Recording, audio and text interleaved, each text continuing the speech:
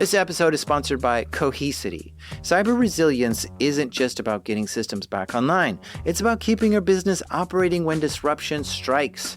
That's the idea behind the Minimum Viable Company, or MVC, a trusted operating core for recovery.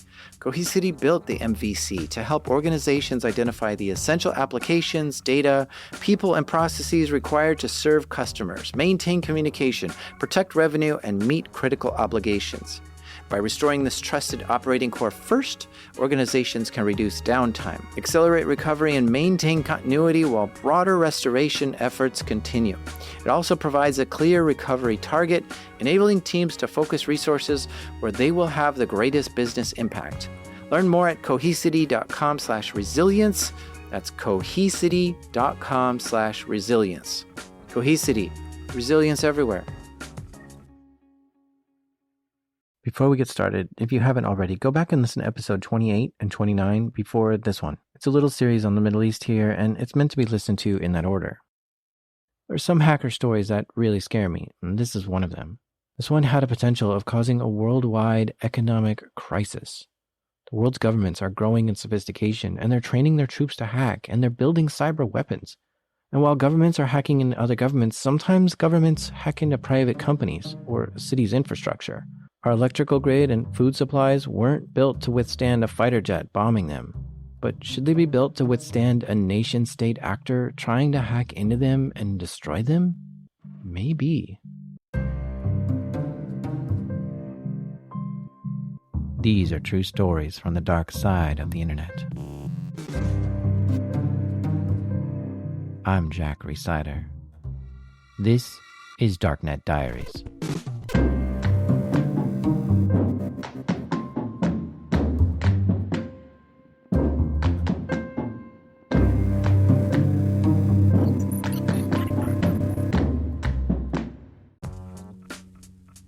This episode is sponsored by SpyCloud. Everyday stolen identity data like credentials, session cookies, PII, and more flows through criminal underground markets.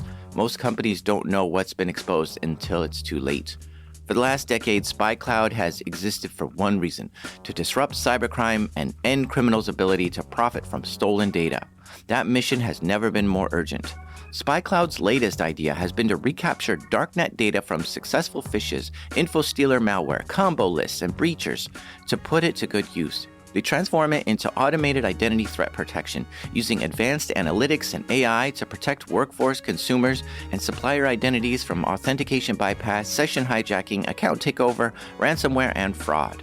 Don't wait to become the headline. Find out what criminals already know about your organization. Get your free Darknet exposure report at spycloud.com/darknetdiaries. That's spycloud.com/darknetdiaries.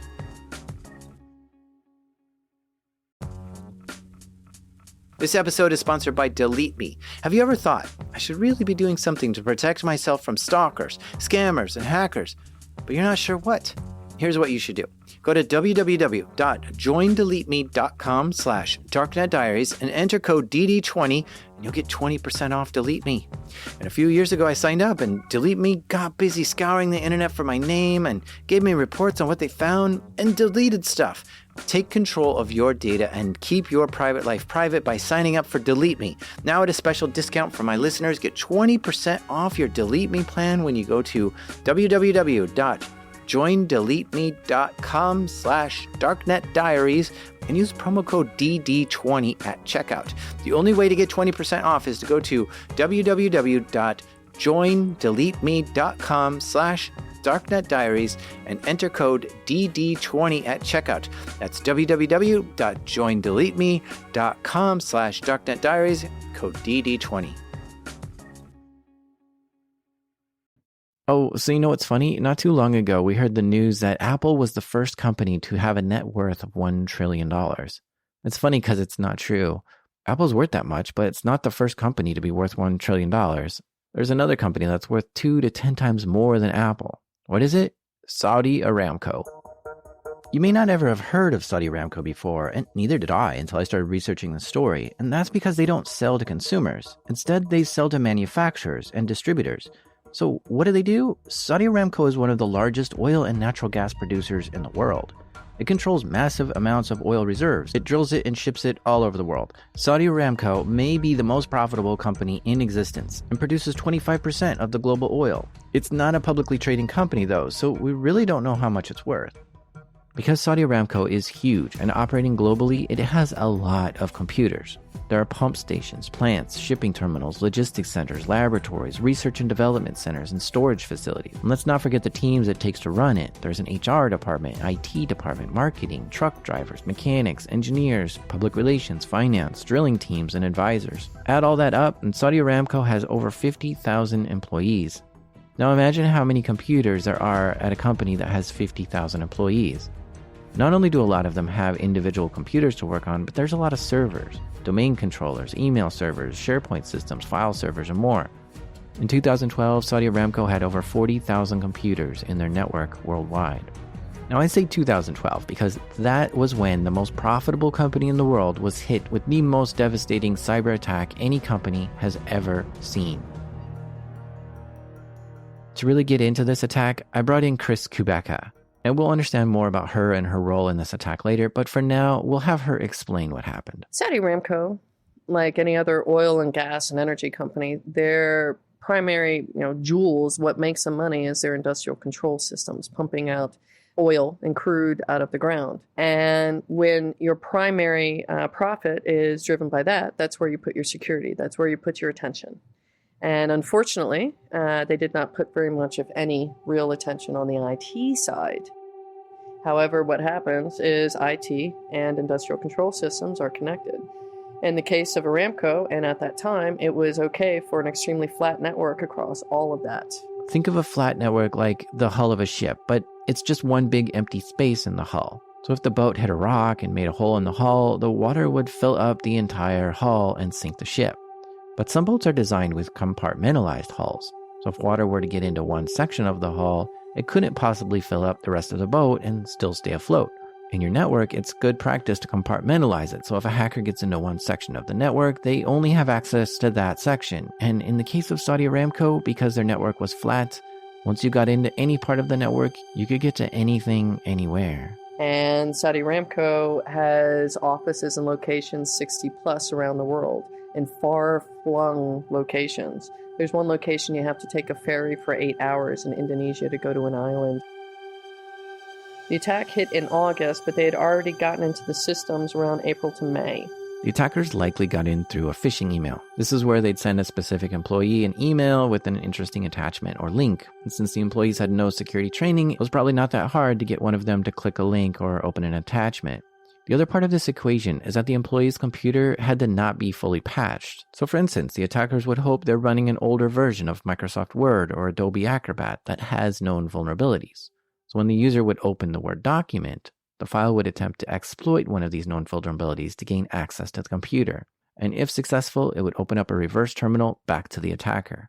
When the attackers got into Saudi Aramco, they were able to move around with ease. This is the problem with a flat network. Our next step is to gain access to a system that communicates to all the other computers in the network, a domain controller. This system is used for authentication onto the network, and it provides a map so computers can find other computers. So the attackers focused on these domain controllers. But these systems were not very secure. Because of extremely weak infrastructure, you could reset a domain administrator password on the internal system over HTTP, so completely clear text. That's a domain administrator password. So that gives you an idea. At this point, the attackers had access to Saudi Aramco's network and had administrative privileges to the domain controllers, essentially giving them keys to the kingdom. Now, what was unusual was the Houston Operations Center had actually picked up on unusual activity. And even though they had no security people, they thought it was unusual for 250 different devices to be logged in at the same time by the one domain administrator. So they were picking up on highly suspect activity. And because they didn't know perhaps how to phrase it, and perhaps it was not well accepted in Saudi, there was not an incident created. At the time, the person who ran the Security Operations Center decided it was his opinion he would not open an incident for the report from Houston. Now that the attackers had the crown jewels of the network and nobody was going to stop them, spent the next 3 months building their perfect attack. At this point in 2012, August rolls around, which seems to be the perfect time to attack Saudi Aramco. And what's special about August 2012 in Saudi Arabia? It's the holy month of Ramadan. In the US, offices are almost completely empty around Christmas time, and that's what it's like during Ramadan in Saudi Arabia. It was a typical company policy that was a slow period. The majority of Muslim staff leave, so what's usually left, or what at the time was usually left, was a skeleton crew of Western staff at the most. This would be the perfect time to wage an attack against a company to do the most damage. There'd be nobody to stop it, and the reaction time would be very delayed. That's just what happened. On the 15th of August, a warning was sent, but it would be a warning that Saudi Aramco would not notice. The day of the attack, at 9:08 a.m., a paste bin was posted up that said, "We, the internet users of the world, are bringing, basically to the world's attention that there is blood on your hands, the regimes of Saudi Arabia and all this. But we know how you fund a regime is through Saudi Aramco. So what we have done is we have attacked European computer systems to get into into the Saudi Aramco systems and have destroyed 30,000 computers. It will go off in 2 hours." The paste bin was signed by someone calling themselves the cutting sword of justice. And Saudi Aramco didn't get the message. They weren't scouring paste bin looking for things like this, and their staff was mostly gone anyway, so this warning was never received. So they had no idea this was coming. And at 11:08 a.m., things started shutting down. At the exact same time, all across the Saudi Aramco office, computers were starting to display burning American flags. Each computer was corrupted with a nasty virus set to delete everything on that system. Because what was happening is the wiper virus that got into it, when it would eventually get down to some of the Windows files that were pertinent and the master boot record, it would then force a shutdown, and if you tried to restart it, you lost your master boot record. So you couldn't immediately pull everything back up, and things started shutting down. This wiper virus would be known as the Shamoon virus.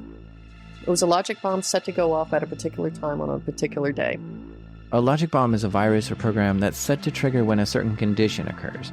This logic bomb was set to trigger at 11:08 a.m. on August 15th, 2012, with the instructions to wipe the hard drives, rendering them unusable. And since the network was flat and not very secure, a lot of computers were hit with this logic bomb. About 35,000 systems, 85% of their IT infrastructure was taken out. 35,000 computers had become completely unusable, all at the same time. This is the most destructive malware to ever hit a single company. If you lined up 35,000 computers in a row, it would be 6 miles of computers. When you tried to reboot the computer, it would simply say operating system not found because it had been completely wiped. Imagine if something like this happened where you work, where everyone's computers were suddenly unusable. This isn't just a network down or an email down. Everyone's computers wouldn't boot at all. There was no operating system. All saved files were gone. All software was deleted. And many of the backup servers were obliterated too. This was devastating. This virus specifically targeted machines running Windows. And anything connected to them that relies on them, like Windows DNS, Windows DHCP, the VoIP that would also rely on any Windows server, Windows backup servers, the auto truck loading system, and the payment systems also were inoperable, as well as all the middleware, so they couldn't access contracts. And in addition, they had gone to green and fully digital, so all of their contact lists, people that they could call, were on SharePoint. They didn't even have SharePoint. They had no employee list. They couldn't even look at a roster. There were no emails, phones didn't work, there were no shared data sources like SharePoint or file servers. This was a massive disruption to the most profitable company in the world. 85% of their computers were down permanently. But this virus did not attack the industrial control systems found at pumping plants, pipelines, or drilling sites. Oil production was still completely operable. That's because the company focused their security on these systems, but also the attack did not target industrial systems. But the problem was there were no computers to say who to ship the oil to or where it was supposed to go. And they had no contact information for anyone either to notify customers of the outage. At this point, Saudi Aramco was scrambling to figure out what had happened. and they were afraid this virus would spread to more systems and take out oil production. Emergency meetings were being set up like war rooms in the Aramco offices. The CEO was also present. As they realized the size of this destruction, an extreme decision was made. So they rapidly started unplugging everything. They took the decision. They did not want it to spread. So they decided a very severe decision. And I think the first time ever, Saudi Aramco completely disconnected themselves from the internet, which also had other consequences, such as when you're dealing with industrial control systems, say Honeywell or Siemens, they remotely monitor and maintain that equipment under their maintenance contracts. They were also disconnected because they did not want anything to spread or for them to be the pivot point to anyone else. The CEO made the decision to take one of the largest companies in the world offline. And this is never an easy decision to make, but it's probably the right one. On one hand, shutting down like this has the potential worldwide effects and can cost the company tons of money. But on the other hand, not shutting down is potentially more severe and can potentially cause even more loss of money. Saudi Aramco provides about 25% of the world's energy. So what would happen if 25% of the world's oil market is taken out in one day? This is why this story scares me. A single hack like this has the potential to wreak havoc on the world. Imagine if gas prices quadrupled overnight, or imagine if there was a worldwide shortage of petroleum-based products like plastics or fertilizer. The reverberating effects of this one incident could put the globe in a panic. In addition, Qatar, the country, their national oil company is called RasGas, and RasGas was also affected and disrupted in a similar manner, but they do not discuss it whatsoever. So they have about 14% of the world's energy market, especially with natural gas. And then you couple that with Saudi Aramco, 25% of the world's energy, that's in a 2-week time period. And so that was the risk to the rest of the world. It could have obliterated financial markets. Strangely enough, when Qatar's oil company was hit with the same virus, their version did not have a burning American flag on it, which raises a lot of questions. But these two companies combined supply 40% of the world's oil and natural gas. Whoever waged this attack was trying to cause financial ruin to a lot of people and companies.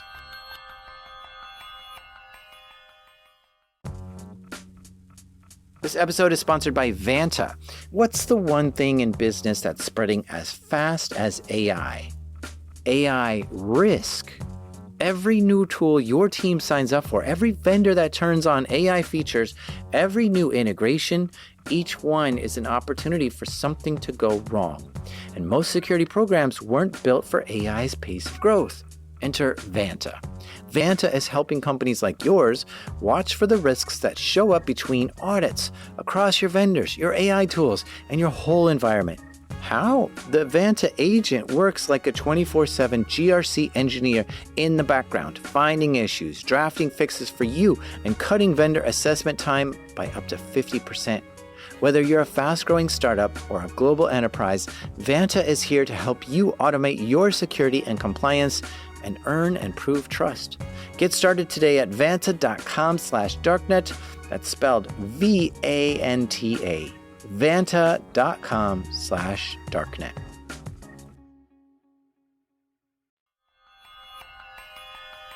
When the Shamoon logic bomb hit Saudi Aramco, it took out a huge portion of their computers, but didn't impact their drilling sites or pipelines. But the scene was chaotic there and confusing. Nobody knew what trucks to load up with what oil and where to send it, so the decision was made to load up any trucks with any oil you had and ship it out. Oil continued to flow to supply the world, even if it meant giving it away free, which is what they did at times. But because of the chaos and outages, it was really slow filling the trucks up. Saudi Aramco made a public Facebook post announcing the attack. It said, "We are suffering from some sort of digital or cyber attack, and we have chosen to disconnect from our business operations and production from the internet." So at that point in time, you could not send an email to them. It kept bouncing back. It just snowballed from there. As the company scrambled to understand the impact and get things operational again, they knew they needed more help. They simply didn't have a good security IT team to handle this kind of incident. Before this attack in 2012, Saudi Arabia simply didn't take security very seriously. There were no government branches focusing on cyber defense. They had a Saudi cert, but it was crude and inefficient. And when the government kind of ignores the importance of security, it trickles down to many other companies within the country. So security simply wasn't a big industry in Saudi Arabia at the time. Saudi Aramco was trying to hire as many security consultants as they could, but they ran out of people quick. So they started hiring vendors, but there were problems with this too, and they needed even more help than that. They decided they needed an outsider, someone who's secured global networks before, and someone who they could hire to be part of the Aramco team. And that's when they called Chris Kubeka. Yes, they called me out of the blue. It was very odd because I'd never imagined myself working for that type of organization. And I was coming back from a holiday from Tanzania. I was transiting in Istanbul, and I was hoping that I could get in the lounge because I was so tired, but, good food. And my phone rang, and usually I won't answer my phone in roaming, but I did anyway. And they're like, "Hey, this is Aramco. We would like to talk to you. We would like to hire you." And I'm like, okay, because I'm not sure that this is a legitimate call at this point. It's out of the blue. I've never applied for that. And I'm like, all right, so tell me about the role. And they're like, well, Aramco, we've been under attack, and we need to get all of our security ramped up as quickly as possible. I'm like, okay. Chris Kubeka is a well-connected, respected, and experienced security professional. She's given a few talks at various conferences around Europe, which is how Saudi Aramco knew of her, but her profile is very impressive. She's been using computers since she was a young child, and then joined the U.S. Air Force, and then joined the U.S. Space Command to work on communication systems to space. From there, she did consulting work and started leading security teams, and eventually worked her way over to being a security consultant for a very large financial services company in the Netherlands, which is where she was living. She's experienced with securing large networks and handling large-scale incidents. And throughout all this, Chris had gathered a lot of connections and made a lot of friends in the security industry. And not to mention her global experience that she's had traveling the world and even picking up a few languages on the way. So choosing her for this role of bringing one of the largest companies in the world back online was a good choice. The problem was, Chris already had a job, leading the security team for a large financial services company in the Netherlands. So she wasn't interested in another job. And they go, well, we just need to know a price. Can you give us a price? And I go, okay. Picked the price, which I didn't think that they would agree to. And I said, here's my price. And he goes, we'll get back to you. Okay. I was like, that's an odd phone call. Chris literally pulled a number out of the air, one that was much higher than she would expect anyone to accept. They called me back a week and a half later and said, well, the board was convened and they actually raised your price by 20%. I'm like, the board? Yes, the Saudi Aramco board. And it was about that time that I kind of realized that that was the most powerful organization in the world.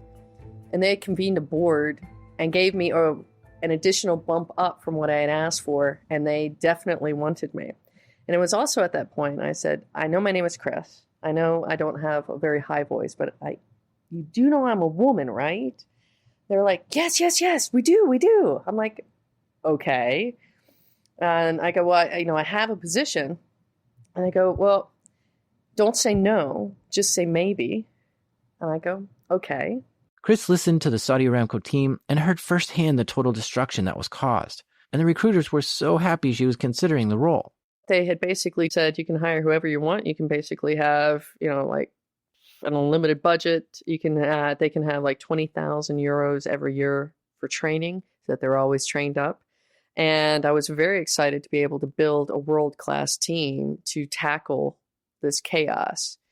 And I thought it was a fantastic opportunity, which it was. Chris took the job and got right to work building her team. She pulled out her contact list and began recruiting. It's hard to find good security talent today because there isn't enough talented people to go around and all the good ones are taken. But with a massive budget, lots of training dollars, and the excitement of working on one of the largest hacks in history, she was able to find some pretty great people. I looked for all the rock stars that I had already written up on a bit of a dream list, and I got 7 out of 10. One of the biggest incentives was that massive training budget for each analyst. This alone is a great lure, since most security professionals are excited to learn about latest technology, so knowing that the company is going to invest in their expertise was exciting. Not only that, but she also gave each person 10% of their time to work on their own projects. When you have really talented people sitting around with free time on their hands, you end up making tools that make the team more effective. Many of these folks also spoke multiple languages. So I had Dutch, Romanian, Cypriot, I had Indian, I had Italian. When defending a global company such as this, you need many languages in your security staff to be able to communicate effectively between organizations and teams, but also be able to identify threats in various regions. And when Chris assembled the team, she made it a point to not overwork anyone and give everyone adequate breaks. Their average work week was 36 hours per week, and this made them less stressed and excited to get back to work. I always had rested, alert analysts. They enjoyed what they did. They got to do projects that were related. They were doing fantastic things. So they were able to not feel constrained. And they were always taught on the newest and greatest stuff. I did not want a group of analysts who had training from last year looking at today's threats, because that just doesn't work. Our threat actors are nation state, cyber criminal, hacktivist, anything and everything in between. Our threat profile is extremely high. We needed the best of the best, not someone who got a cert 5 years ago and hasn't taken a course since. While Chris was busy building her team and getting them up to speed, Saudi Aramco had began rebuilding the infrastructure. Basically what they did was they have so much money, and they also own the largest private fleet of aircraft. They sent their private fleet to the factory lines in Southeast Asia to buy up the world's supply of hard drives immediately to replace all the hard drives at Saudi Aramco. Some of the hard drives were slightly damaged from this attack, and the company didn't want to reformat them and start over because maybe they could recover some data on them. So since Saudi Aramco had enough money, they just decided to buy tons of hard drives as fast as they could. This took months to fully purchase the number they needed. It was 85% of their IT infrastructure, but you're also talking about backup servers, all of this type of stuff. So you're talking about many more than, 35,000 hard drives, for instance. That's a lot of hard drives. A single manufacturer could not produce that many hard drives to fulfill the demand. So Saudi Aramco would fly their jets to a few different manufacturers at once to get them as soon as they came off the factory floor. And as if this wasn't bad enough for the world's supply of hard drives, at the same time, a massive typhoon hit Asia, halting production for some of the hard drive facilities. So if you bought a hard drive between September 2012 and January 2013, you will notice that there was a rise in worldwide hard drive prices because Saudi Aramco bought the supply and everyone else was paying a tax, basically. Chris was based in a city in the Netherlands called The Hague, and this is where she built the Security Operations Center. Immediately, she knew she needed to integrate her team into the Saudi Aramco culture, so she began rotating each of her analysts to go work in Saudi Arabia for a while. In exchange, she'd get someone from IT from Saudi Arabia to come work in her operations center in The Hague. She didn't want a repeat of how Houston, Texas detected this attack 4 months earlier, but couldn't communicate it effectively to Aramco. Integrating her team into the culture was a great success. Her first task was to gain visibility into the network. Because otherwise you can't see if another attack is coming through. And that was a huge challenge because there was a whole segment where there was zero visibility, and that was a huge issue. That was number one. Absolute number one. Number two was looking at the best practices because my team, the minimum level of experience in a SOC was 5 years. So all of us were highly experienced. So we were bringing over best practices. And in the mix, there were a lot of foreign contractors who were put into roles until the Saudi people could get up to their capabilities. Chris and her team began triaging the network to make it more secure. They did things like audit the network, help IT secure systems better, monitor for attacks, and harden the network. But while Chris's role was important, there were many other security teams worldwide also helping to resolve this incident. Both internal and external people were helping to get things back on track. In fact, even a few other countries helped out to get things operational again. At this point, oil trucks started getting backed up at pumping stations and drill sites. Like ridiculous backups. Picture the worst traffic backup you've ever seen, and that was the situation. A journalist saw this and took a picture of an endless amount of trucks in a row with no oil and wondered what was going on here. At this point, the news was starting to spread that Aramco was hit hard with something big.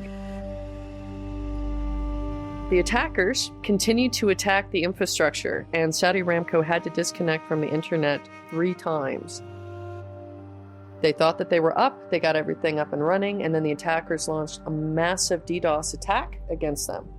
Then, at the same time, they were able to get back in again, because when they had first put up the first better security appliances on the perimeter, I'm not sure who did this. I think it was one of their contractors had left some of the stuff with default usernames and passwords on the network and security appliances. So the attackers were able to get back in briefly, and they posted this because it was very taunting, and they were able to get the new password and email address for the CEO of Saudi Aramco and the executive board, and they pasted it on pastebin and said, "We're not through with you yet."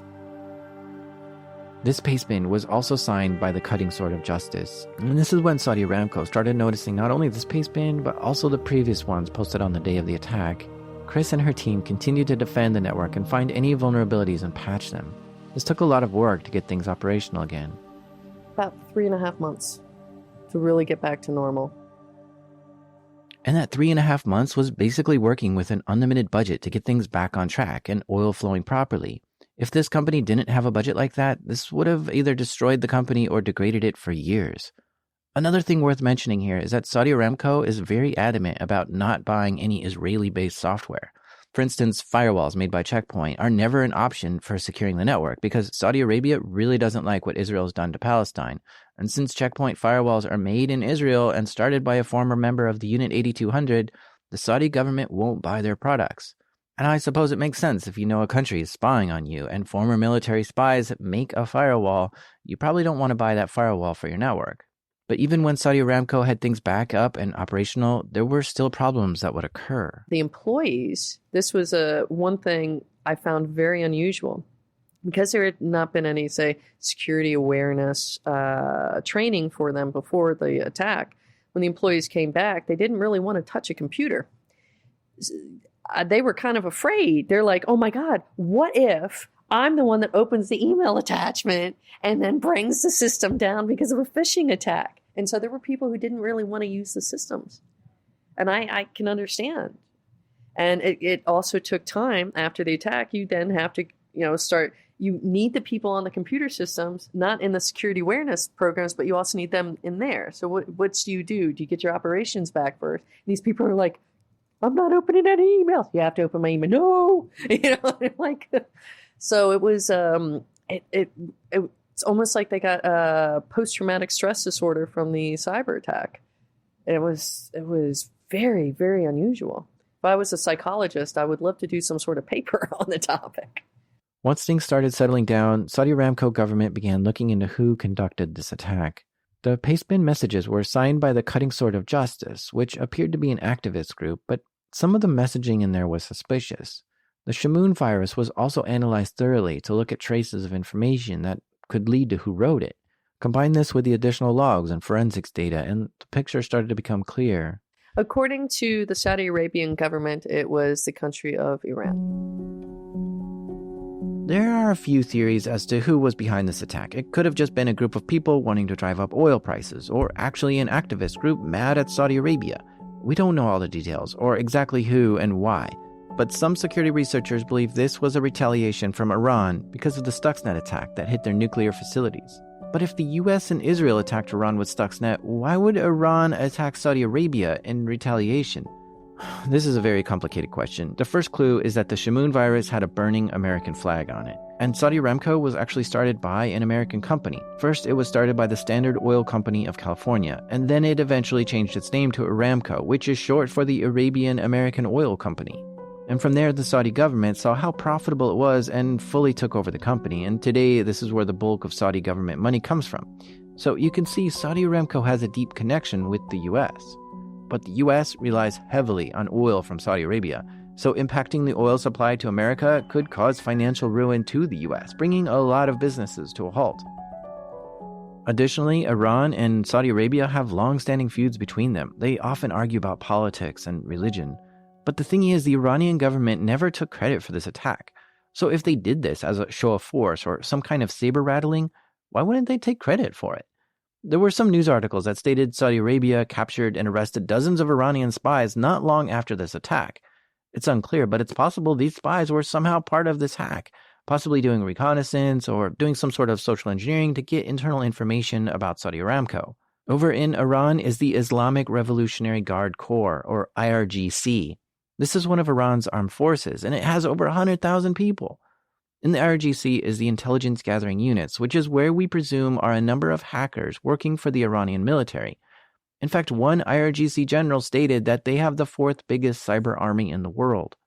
But there's also a group called the Iranian Cyber Army, and this isn't a military group, but rumors say it was started by the IRGC.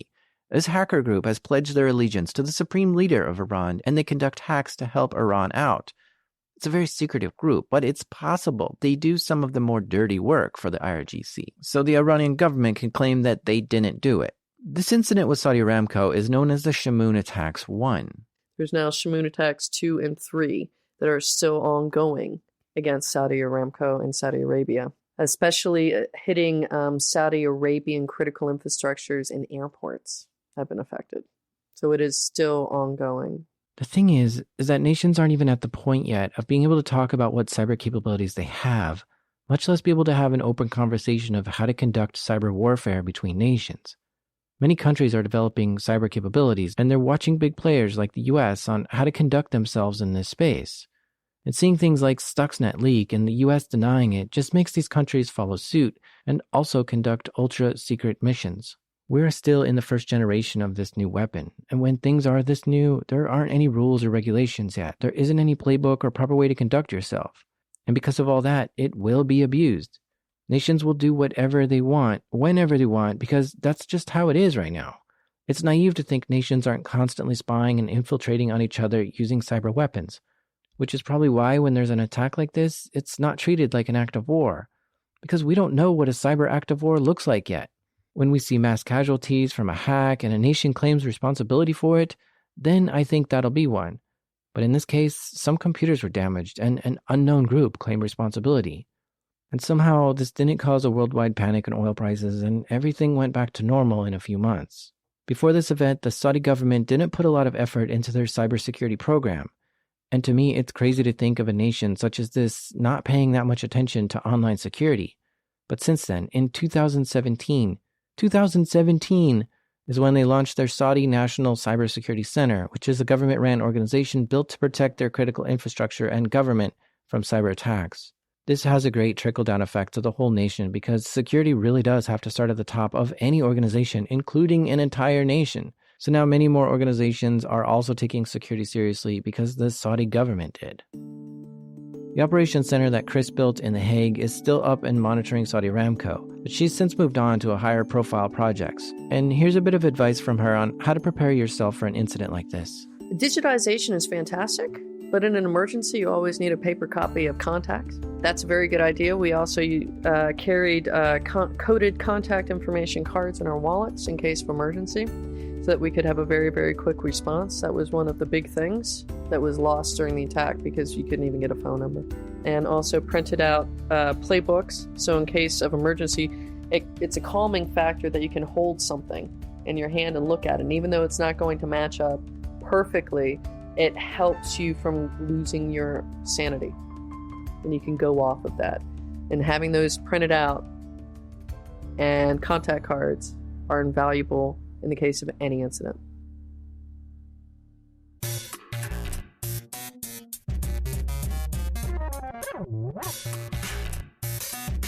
You've been listening to Darknet Diaries. A big thanks goes to Chris Gubecka for sharing her story. And if you want to learn more from Chris, guess what? You can. She has 2 books out now. Her first one is called Down the Rabbit Hole, an OSINT Journey, and her newest one, which should be out in a few days, is called Hack the World with OSINT. I have a copy of the first one right here, and it's packed full of labs you can do to gather personal and private information on companies and governments that are leaving their data right there in the open for anyone to see. She demonstrates how to gather publicly available yet sensitive data related to Panama Papers, the Democratic National Party, Trump's websites, the Republican National Party, and even the Dutch voting system. If you want to get better at open source intelligence gathering, check these books out. I'll link to them in the show notes. Please consider donating to this show through Patreon. Very soon I'll be giving bonus episodes to supporters there. This show is made by me, the Dull Blade of Mischief, Jack Reciter. The intro song and the song you're hearing right now is made by the Shrouded Brickmaster Cylinder.